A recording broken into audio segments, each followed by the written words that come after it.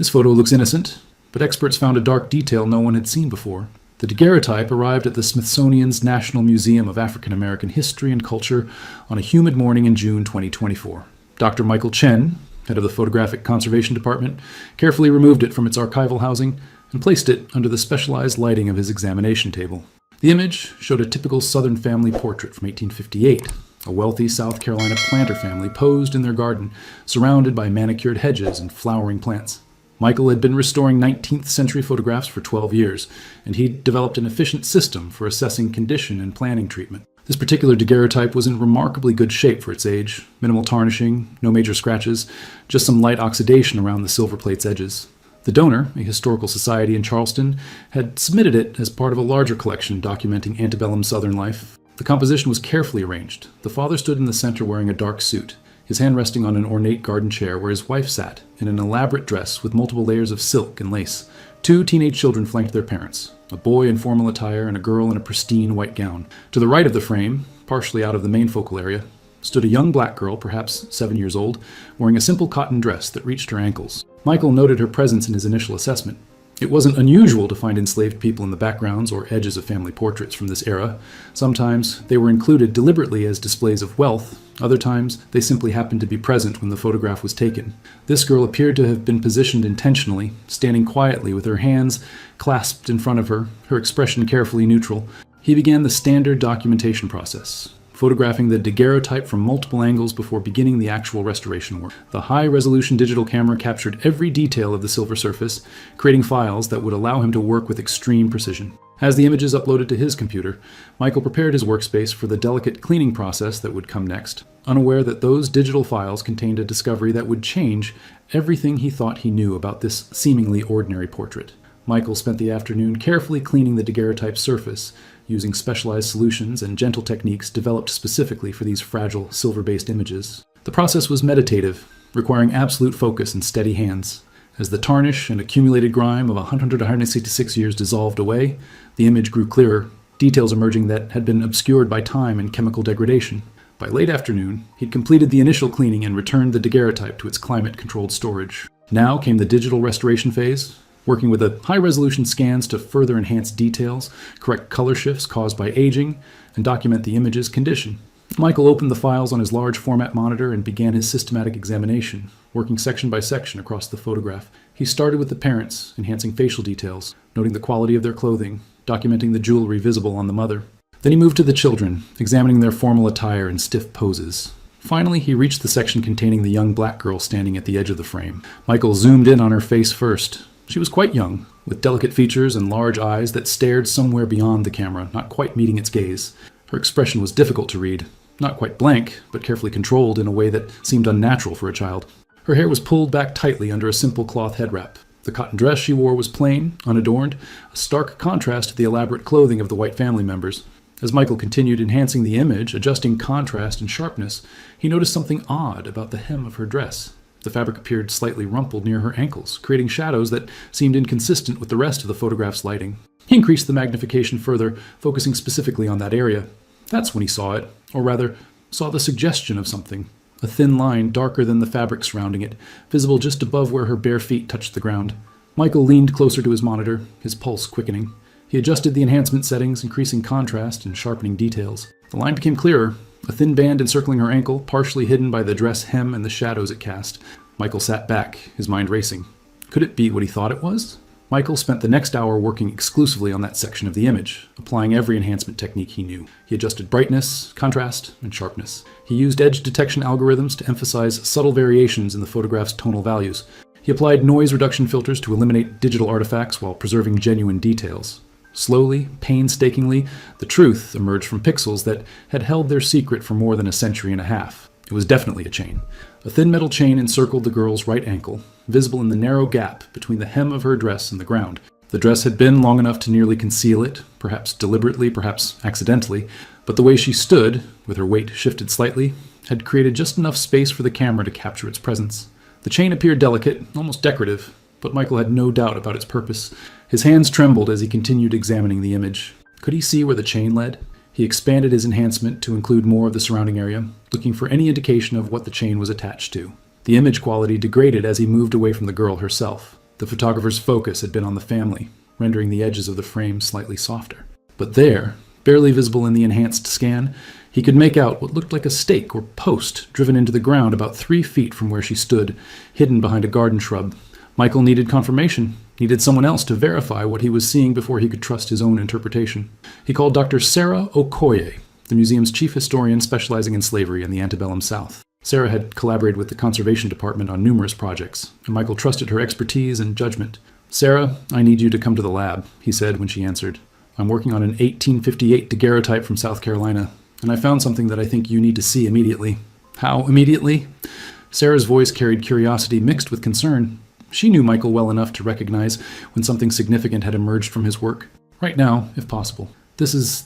Sarah, I think I've found evidence of a child being chained during a family portrait session." There was a brief silence. "I'll be there in 5 minutes." Michael used those 5 minutes to prepare additional enhanced images, creating a series that would clearly show what he'd discovered. Sarah arrived carrying her tablet and a notebook, her expression already serious. Michael had worked with her long enough to know that she approached historical evidence with both scholarly rigor and deep emotional investment. She never forgot that the documents and images they studied represented real people who had suffered real trauma. "Show me," she said without preamble. Michael pulled up the full image first, giving her context. Standard wealthy family portrait, 1858, somewhere near Charleston. Father, mother, 2 teenage children. And here, he pointed to the girl at the edge of the frame. This young girl, probably enslaved given the period, location, and her positioning in the photograph. Sarah studied the image carefully, her eyes moving across every detail. She's very young, 7, maybe 8 years old, positioned to be visible but not prominent, common enough for the era. Some families included enslaved children in portraits, others didn't. "What am I looking for?" Michael zoomed in on the girl's lower dress and ankles, showing the sequence of enhanced images he'd created. "Look at her right ankle, just above where her foot touches the ground." Sarah leaned close to the monitor, her eyes narrowing as she focused on the area Michael indicated. He watched her face as comprehension dawned, saw the moment she recognized what she was seeing. Her expression shifted from curiosity to shock, to barely controlled anger. "That's a chain," she said quietly. "A metal chain around her ankle." "Yes, and if you look here," Michael pointed to the enhanced image showing the area beyond the girl, "you can just barely make out what looks like a stake or post. I think she was chained to it with enough length to stand in position for the photograph, but not enough to move freely." Sarah sat down heavily in the chair beside Michael's workstation. "I've studied slavery for 15 years. I've read countless slave narratives, examined thousands of documents, visited dozens of plantation sites. I knew intellectually that children were restrained, controlled, subjected to violence. But seeing actual photographic evidence of a child chained during what's meant to be a genteel family portrait, that's different. That makes it visceral in a way that written records don't." She took a breath, collecting herself, shifting back into professional mode. "We need to document this thoroughly. Can you create a full series of enhanced images showing the chain from multiple angles? And we need to research the photograph's provenance, who these people were, where exactly this was taken, any records that might identify this child." Over the next week, Michael created an extensive series of enhanced images, each one revealing additional details about the chain and the girl's situation. Using advanced computational photography techniques, he managed to extract remarkable clarity from the 166-year-old daguerreotype. The chain itself appeared to be iron, thin but strong, the kind of restraint that would allow limited movement while preventing any possibility of running away. He could see where it encircled her ankle, not loosely, but fitted closely enough to prevent removal. Sarah, meanwhile, dove into researching the photograph's provenance. The Charleston Historical Society had provided basic documentation.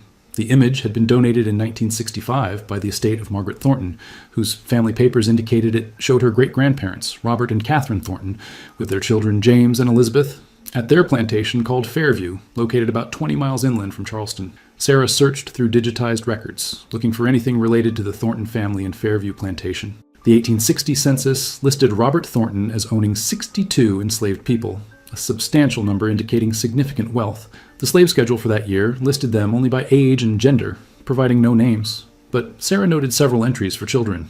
Female, 6 years. Female, 8 years. Female, 9 years. Male, 7 years. She contacted the South Carolina Historical Society, explaining her research and asking about any surviving Thornton family papers. The response came 3 days later. Yes, they had a small collection of Thornton documents donated in the 1980s, including several plantation account books and some personal correspondence. Sarah drove to Charleston the following Monday, spending 2 days in the archives examining everything the Thorntons had left behind. The account books were revealing in their casual cruelty. Lists of enslaved people with their assigned tasks, medical expenses for treating injuries, purchases of restraints and punishment implements, documented alongside expenses for furniture and fine wines. In an account book dated 1856-1860, Sarah found a section listing household servants that included several children. One entry made her pause. Lucy, age 7, house servant and children's attendant. Special management required. Special management required. The euphemistic language sent chills down Sarah's spine. She photographed every page, noting anything that might relate to the girl in the photograph. In a letter from Catherine Thornton to her sister, dated July 1858, right around when the photograph appeared to have been taken, she found a passage that provided devastating context. Sarah returned to Washington with copies of everything she'd found. She and Michael spent an afternoon reviewing the documents together, cross-referencing the historical records with what the photograph revealed. The letter from Catherine Thornton was particularly illuminating, though its casual tone made the content even more disturbing. Robert has engaged Mr. Harrison, the daguerreotypist, to come to Fairview next month to make our family portrait, Catherine had written to her sister. I'm quite looking forward to it, though the preparations are exhausting. Robert insists everything must be perfect, the garden trimmed just so, our finest clothing pressed, the children properly instructed on maintaining stillness during the exposure. We have had some difficulty with little Lucy, one of the house servants. She's prone to wandering and has twice run off into the woods, requiring hours to locate her. Robert determined that restraints would be necessary to ensure she remained in place during the photography session. I confess the sight troubles me somewhat. She is quite young. But Robert assures me this is common practice and necessary for maintaining proper discipline. The chain is thin and not overly burdensome, and Lucy has learned to stand quietly. Mr. Harrison will position her at the edge of the frame, where the restraint should not be visible in the final image. Sarah read the passage aloud to Michael, her voice tight with controlled emotion. Should not be visible. They knew she was chained, they planned for it, and they specifically positioned her and dressed her in a way intended to hide the chain from the camera. But they miscalculated slightly, Michael said, looking at his enhanced images. The dress was long enough to mostly conceal the chain, but not quite long enough to hide it completely.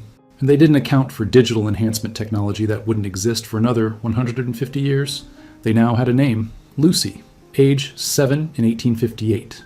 Designated as a house servant and children's attendant, which likely meant she was expected to help care for the Thornton children, despite being a child herself, and she had tried to run away, twice before being chained for the photograph. Sarah continued researching, determined to find out as much as possible about Lucy's life. The account books revealed some details. Lucy was listed as the daughter of a woman named Bess, age 29, who worked as a cook. No father was named. Medical expenses appeared occasionally. Treatment for Lucy, foot injury, $2. Salve for Lucy, skin irritation from restraints, $150. The casual documentation of skin irritation from restraints appeared in multiple entries over the years, 1857, 1860. Lucy hadn't been chained just for the photograph. The restraints were a regular part of her life, used frequently enough to cause recurring injury that required medical treatment. Sarah expanded her research to understand the broader context of restraining enslaved children. She consulted with other historians, reviewed slave narratives and testimonies collected after emancipation, and examined medical records from the period. What she discovered was that Lucy's situation, while shocking, was far from unique. Many slave narratives mentioned children being restrained, chained, or confined. Frederick Douglass had written about seeing enslaved children tied up as punishment. Harriet Jacobs described children being locked in outbuildings. Medical journals from the period contained references to treating injuries caused by restraints on young slaves, but these were mostly textual references, descriptions in words. The Thornton photograph provided rare visual evidence, a child literally chained during what was meant to be a display of Southern gentility and civilization. Sarah found a particularly relevant passage in the narrative of a formerly enslaved woman named Martha, who had been interviewed by the Works Progress Administration in the 1930s. Martha described her childhood in South Carolina. I was about 7 when they started chaining me at night so I wouldn't run. During the day, too, sometimes, when there was company or important doings. Master didn't want us children running around free when white folks was visiting. Made us stand quiet, chained to posts or rails, till we learned to stay still without the chain. Some children learned quick. I never did learn, so I wore that chain till freedom came. The parallel to Lucy's situation was striking. Chains used to train children into stillness and obedience, used especially during social occasions, when the presence of enslaved people needed to be controlled but their visibility minimized. The Thornton photograph captured exactly this practice. Lucy positioned to be visible but marginal, her presence acknowledged but diminished, her restraint hidden but real. Sarah contacted Martha's descendants. The WPA interviews included family information and discovered that Martha's great-great-granddaughter lived in Charleston. They arranged to meet, and Sarah shared the enhanced photograph of Lucy. Martha's descendant looked at the image for a long time before speaking. My grandmother told us stories about her grandmother, Martha, she said quietly, about being chained as a child. I always wondered if maybe the stories were exaggerated, you know? Not because I doubted her, but because it was so hard to imagine anyone doing that to a 7-year-old. But here's proof. Here's a picture showing it actually happened. It makes those stories real in a different way. As Sarah and Michael prepared to publish their findings, they debated how to present the discovery. The image was undeniably powerful and undeniably disturbing. Some colleagues suggested limiting its circulation, arguing that it was too graphic, too traumatic, especially for descendants of enslaved people who might encounter it. Others insisted it needed to be widely shared, that the truth about slavery's cruelty, especially toward children, needed to be confronted, not hidden. They ultimately decided on a comprehensive approach, a scholarly article detailing their research and analysis, accompanied by a public exhibition that would provide full context and handle the material with appropriate sensitivity. The exhibition would include content warnings, would present the photograph alongside Lucy's story as far as they'd been able to reconstruct it, and would connect her individual experience to the broader system of violence and control that defined slavery. The article was published in the Journal of American History in October 2024. Within days, it had been downloaded thousands of times, shared across academic networks, and picked up by mainstream news outlets. The headline varied by publication, but the message was consistent. Hidden Chain reveals child's restraint in 1858, portrait, or digital restoration exposes slavery's violence against children, or photographs secret. 7-year-old girl was chained during family portrait. The response was immediate and overwhelming. The museum's website, which hosted high-resolution images and extensive documentation, received over 1 million visitors in the first week. Social media erupted with reactions ranging from shock and grief to anger and calls for greater historical honesty about slavery's impact on children. Some responses focused on the technical achievement of the discovery, marveling at how modern technology could reveal details invisible to 19th century viewers. Photography experts analyzed how the chain had remained hidden for so long. The combination of the dress length, shadow placement, and the daguerreotype's tonal range had created a near-perfect concealment that only extreme digital enhancement could penetrate. But most responses focused on the human story, on Lucy, a 7-year-old child who had tried twice to run away and been chained as punishment and control. Teachers shared the story with students, using it to make slavery's reality visceral and immediate. Activists cited it as evidence of historical trauma that continued to impact Black communities. Descendants of enslaved people expressed both pain at seeing such explicit evidence of their ancestors' suffering and gratitude that the truth was finally being acknowledged. 3 months after the article's publication, Sarah received an email that changed the trajectory of her research. A woman named Jennifer Coleman had seen the story and believed Lucy might be her ancestor. Jennifer's family oral history included stories about a Lucy who had been enslaved near Charleston, who bore scars on her ankles from childhood restraints, and who had eventually escaped to freedom during the Civil War. Sarah and Jennifer arranged to meet in Charleston, both bringing their documentation.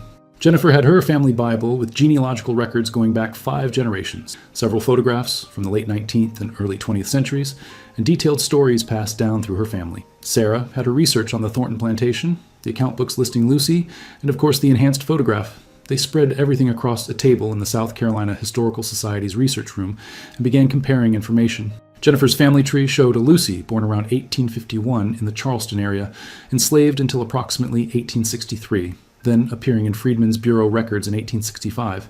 The dates aligned. The location matched. The detail about ankle scars from childhood restraints was particularly significant. My great-great-great-grandmother Lucy never talked much about slavery, Jennifer explained. But my great-grandmother, Lucy's granddaughter, told us that Lucy had permanent scars around both ankles. She would only say they were from before freedom and wouldn't discuss it further. Lucy was very protective of children, especially girls. She became a teacher after emancipation and dedicated her life to educating formerly enslaved children. Sarah showed Jennifer the enhanced photograph. Jennifer stared at it for a long time, tears streaming down her face as she looked at the young girl standing at the edge of the frame, the thin chain barely visible around her ankle. "That's her," Jennifer said finally. "That's my ancestor. That little girl who tried to run away, who got chained for it, who survived and eventually made it to freedom. She's not just a story anymore. She's real. I can see her face." Sarah and Jennifer worked together over the following months to piece together as much of Lucy's story as possible. They found that Lucy had indeed escaped from the Thornton plantation in 1863 during the chaos of the Civil War when Union forces were operating in the area. She made it to a contraband camp, settlements where escaped slaves found refuge with Union troops, and eventually to Charleston after the war ended. The museum opened its exhibition, Concealed Hidden Truths in Antebellum Photography, in April 2025, exactly 167 years after the Thornton photograph was taken. The Thornton daguerreotype was the centerpiece, displayed with multiple enhancement levels showing how the chain became visible through digital restoration. Beside it hung documentation of Lucy's life, the plantation records, Catherine Thornton's letter, the account book entries documenting skin irritation from restraints, and, most powerfully, photographs from later in Lucy's life. Jennifer had provided images of Lucy from the 1880s and 1890s. Lucy as a teacher, standing with a group of students outside a schoolhouse. Lucy, in her later years, sitting on the porch of her home in Charleston, surrounded by children and grandchildren. In every photograph, Lucy wore long skirts or dresses that covered her ankles completely, even in obvious warm weather. The scars she carried were hidden, but the life she'd built despite them was proudly displayed. The exhibition also included a section on the broader practice of restraining enslaved children, presenting the historical evidence Sarah had compiled alongside contemporary analysis of slavery's psychological and physical trauma. Educational materials helped visitors, especially young people, understand the context without being overwhelmed by the violence depicted. On opening day, Jennifer attended with more than 30 family members, descendants of Lucy spanning 5 generations. They stood together in front of the photograph of 7-year-old Lucy, looking at an ancestor most of them had known only through fragmented stories. The museum had created a special display adjacent to the main exhibition, Lucy's Legacy, documenting her life after slavery, her work as an educator, and her descendants' achievements. Jennifer spoke at the opening ceremony, her voice strong despite obvious emotion. When I first learned that someone had found a photograph of my ancestor Lucy as a child, chained during a family portrait, I didn't know whether I wanted to see it. I knew it would be painful. And it is, looking at that chain around her ankle, knowing she was 7 years old, knowing she'd tried to run away and been punished for wanting freedom. That pain is real and important to acknowledge. But what I also see is survival. I see a child who endured something unimaginable and lived to see freedom, who took the trauma she'd experienced and transformed it into determination that no other child would suffer the way she had, who became a teacher and educated hundreds of formerly enslaved children, who built a family and a life and a legacy that continues today in me and my children and my grandchildren. This photograph doesn't just show violence and cruelty, though it certainly shows that. It also shows that slavery couldn't break us. Lucy wore that chain, but the chain didn't define her. She survived. She escaped. She thrived. And now finally she's visible. Not as property, not as a marginal figure in someone else's portrait, but as a person with a name, a story, and descendants who honor her memory. The exhibition attracted visitors from around the country, many of whom spent extended time examining the enhanced photograph and reading Lucy's story. Teachers brought classes to discuss slavery's impact on children. Genealogists used it as an example of how visual evidence could help families reconstruct histories that enslavement had fragmented. Activists cited it in discussions of historical trauma and contemporary racial justice. Michael continued his work of examining other 19th century photographs for hidden details, part of a growing network of conservators and historians using technology to reveal what historical images had concealed. Several additional discoveries were made. Not all as dramatic as Lucy's chain, but each adding to the accumulated evidence of slavery's daily violence and the many ways it was hidden, normalized, or aestheticized in visual culture. Sarah published a book about Lucy and the photograph, tracing both the specific story of one child's enslavement and survival, and the broader history of how children experienced and resisted slavery. The book included contributions from Jennifer and other descendants, ensuring that Lucy's story was told not just by historians, but by her own family. The photograph that had hidden its secret for 167 years, the chain visible but unseen, waiting for technology and intention to reveal it, now stood as testimony. It proved what had always been true but was too often denied, that slavery's violence extended to the youngest victim, that genteel society was built on brutal foundations, and that the careful compositions of the past often concealed truths that we must now work to uncover and acknowledge. Lucy's chain had been hidden beneath a long dress, obscured by shadows and time, rendered invisible by those who wanted their portrait to show only beauty and prosperity. But the truth emerged eventually, as truth often does, and with it came recognition of Lucy's humanity, suffering, and ultimately her triumph. A little girl who tried to run, who was chained for it, who survived to see freedom, and whose face finally could be seen not as property, but as a person who endured, resisted, and built a legacy that continues generations after that chain was finally broken.